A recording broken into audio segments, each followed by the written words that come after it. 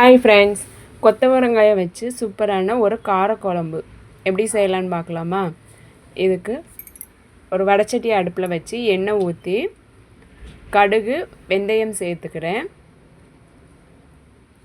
இது பொரிஞ்சதும் இதோட சின்ன வெங்காயத்தை பொடிப்பொடியாக கட் பண்ணி சேர்த்து வதக்கிக்கிறேன்.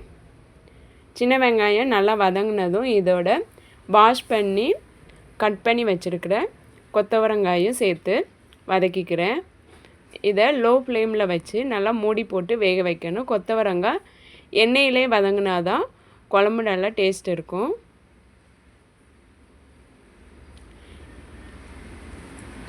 இதை மூடி வச்சுக்கிறேன். இப்போது ஒரு மிக்ஸி ஜாரில் கொஞ்சம் சின்ன வெங்காயம், ஒரு 10 பல் பூண்டு, ஒரு 3 தக்காளியை கட் பண்ணி சேர்த்துக்கிறேன். இதோட ஒரு 1/4 ஸ்பூன் சோம்பு, 1/4 ஸ்பூன் ஜீரகம் சேர்த்து நல்லா ஃபைன் பேஸ்ட்டாக அரைச்சி எடுத்துக்கிறேன்.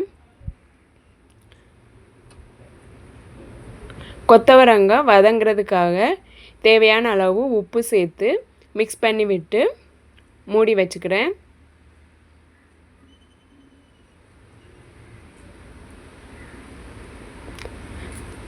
கொத்தவரங்காய் ஒரு 50% வெந்ததும் இதோட அரைச்சி வச்சுருக்கிற தக்காளி பேஸ்ட்டை சேர்த்துக்கிறேன்.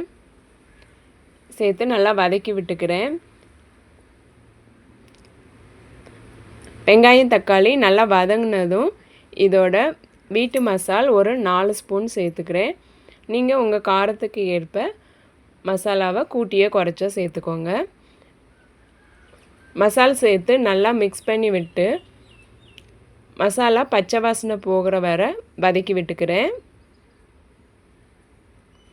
மசாலா பச்சை வாசனை போனதும் இதோட ஒரு சின்ன லெமன் சைஸ் அளவு புளியை நல்லா ஊற வச்சு கரைச்சி எடுத்து வச்சுருக்கிறேன். அதையும் இதோட சேர்த்துக்கிறேன்.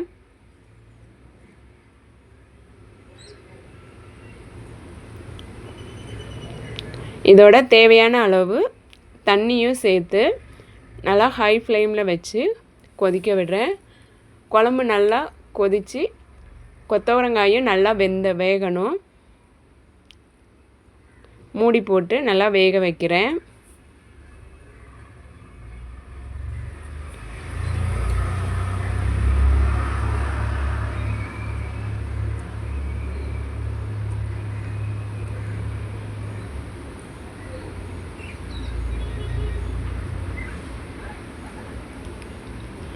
குழம்பு நல்லா கொதித்து இந்த ஸ்டேஜுக்கு வந்ததும் எண்ணெய் பிரிஞ்சு வந்ததும் இதோட ஒரு சின்ன துண்டு வெல்லத்தையும் சேர்த்து மிக்ஸ் பண்ணி விட்டுக்கிறேன். அப்புறம் இதோட மல்லி இலை தூவி இறக்குனா சூப்பரான கொத்தவரங்காய் காரக்குழம்பு ரெடி. இந்த குழம்பு மொதல் நாள் நைட்டு வச்சு மறுநாள் சாப்பிட்டா தான் சூப்பராக இருக்கும். நீங்களும் செஞ்சு பாருங்கள். இந்த வீடியோ உங்களுக்கு பிடிச்சிருந்ததுன்னா லைக் பண்ணுங்கள், சப்ஸ்கிரைப் பண்ணுங்கள், கமெண்ட் பண்ணுங்கள், உங்கள் ஃப்ரெண்ட்ஸுக்கும் ஷேர் பண்ணுங்கள். தேங்க்யூ.